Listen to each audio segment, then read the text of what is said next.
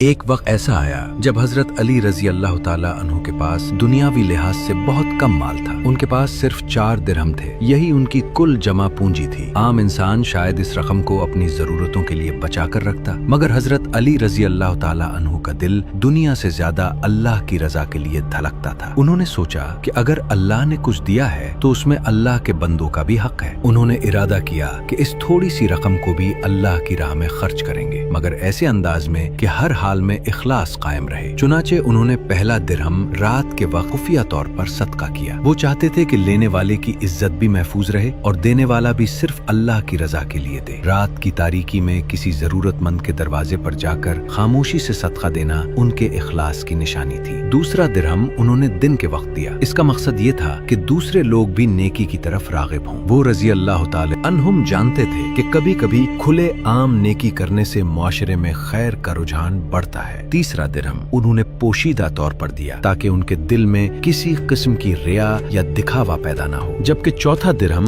ظاہر کر کے دیا تاکہ لوگوں کو یہ پیغام ملے کہ اللہ کی راہ میں خرچ کرنا باعث عزت ہے، شرمندگی کی بات نہیں۔ یہ صرف 4 درہم نہیں تھے، یہ 4 مختلف نیتوں، 4 مختلف طریقوں اور 4 مختلف اخلاص کی مثالیں تھیں۔ حضرت علی رضی اللہ تعالیٰ عنہ کی زندگی میں سخاوت صرف مال دینے تک محدود نہیں تھی، بلکہ ان کی عاجزی بھی بے مثال تھی۔ وہ خود محنت کرتے، سادہ لباس پہنتے اور اکثر ضرورت مندوں کی مدد کرتے ہوئے اپنی ذات کو بھول جاتے تھے۔ کہا جاتا ہے کہ کئی بار وہ رات کے اندھیرے میں غریبوں کے گھروں تک کھانا پہنچاتے تاکہ کسی کو معلوم نہ ہو کہ مدد کرنے والا کون ہے۔ ایسے لوگوں کے بارے میں قرآن میں اللہ تعالیٰ نے فرمایا کہ جو لوگ رات اور دن پوشیدہ اور ظاہر اللہ کی راہ میں خرچ کرتے ہیں ان کے لیے اللہ کے ہاں اجر ہے اور انہیں نہ خوف ہوگا نہ غم۔ حضرت علی رضی اللہ تعالیٰ عنہ کی یہ ادا ہمیں سکھاتی ہے کہ اصل بہادری دشمن کو شکست دینے میں نہیں بلکہ اپنے نفس پر قابو پانے میں ہے۔ اصل دولت مال جمع کرنے میں نہیں بلکہ اسے اللہ کی رضا کے لیے خرچ کرنے میں ہے، اور اصل کامیابی وہ ہے جو انسان کو اللہ کے قریب لے جائے۔